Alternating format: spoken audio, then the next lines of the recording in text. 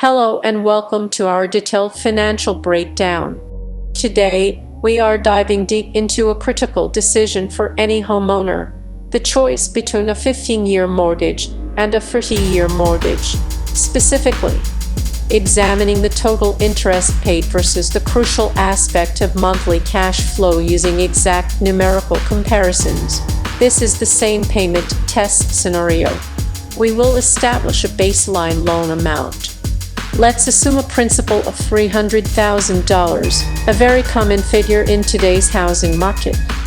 For the 30-year fixed-rate mortgage, we will use a hypothetical but realistic interest rate of 7%. This gives us a certain monthly principal and interest payment. We calculate this precisely using the standard amortization formula. This payment for the 30-year term is approximately $1,995.21. Now for the 15-year mortgage. Because it is a shorter-term loan, the risk to the lender is lower, which typically results in a slightly better, lower interest rate. Let's assume a rate of 6.5% for the 15-year term. The required monthly payment for the 15-year mortgage is significantly higher, coming in around $2,612.17. Our first traditional comparison looks at the total interest paid over the life of the loan. With the 30-year mortgage at 7%, you will end up paying a massive $418,275.60 in total interest. That is more than the original principal amount, which is a staggering figure. On the other hand, the 15-year mortgage at 6.5% saves you a fortune. The total interest paid is only $162,190.60, a massive $256,085 difference in favor of the shorter-term loan, just by having a lower rate and a shorter repayment period. But this video focuses on the same payment test, where we take the higher payment, which is the 15-year mortgage payment of $2,612.17, and we apply it to the 30-year mortgage. We are essentially choosing the 30-year option for the lower required payment and the flexibility, but we are voluntarily paying the higher amount to see how much faster we pay it off and how much interest we save. If you take out the 30-year mortgage at 7%, with its base payment of $1,995.21, and you consistently pay the higher 15-year payment of $2,612.17, you are paying an extra $616.96 towards the principal every month. This accelerated payment dramatically changes the amortization schedule. By making that larger payment, your 30-year mortgage is now paid off in just under 20 years, approximately 19 years and 11 months to be exact, a huge reduction from the original 30 years. The total interest paid in this scenario, where you took the 30-year loan but paid it off like a 15-year loan, would be approximately $265,000. This is the significant savings compared to the original 30-year total interest, saving you around $153,000 in interest.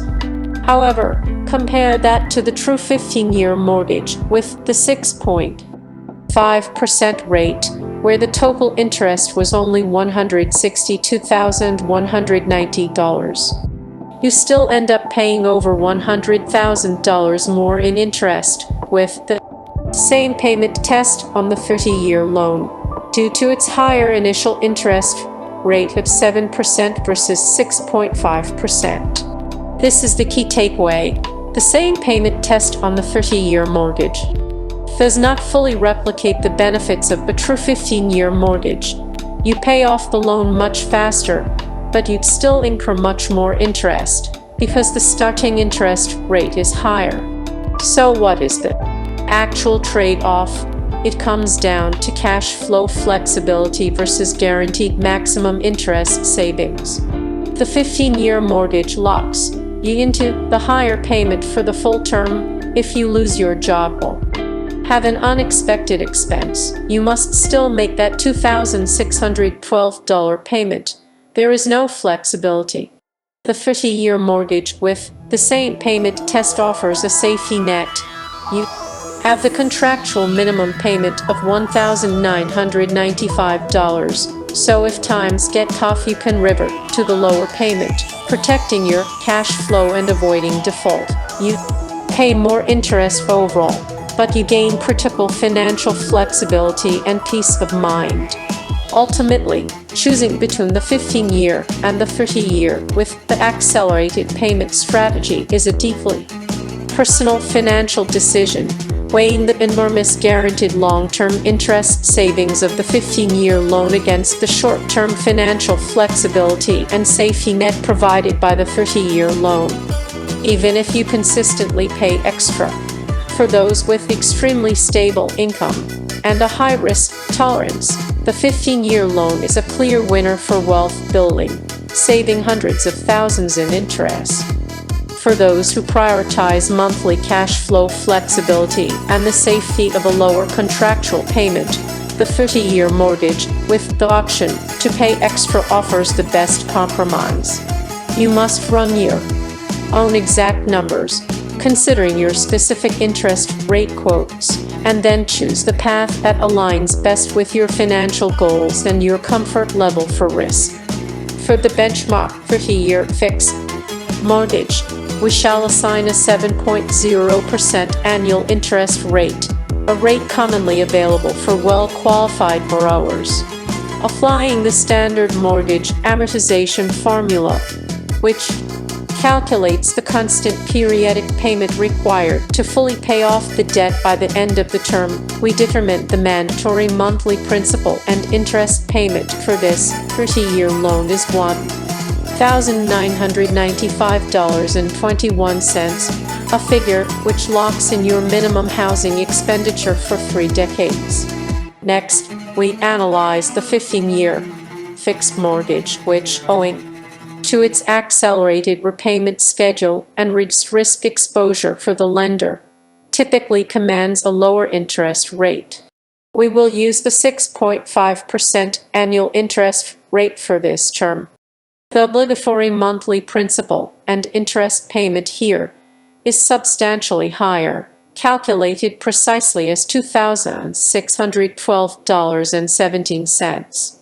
This significant difference of $616.96 represents the immediate cash flow impact of choosing the shorter term.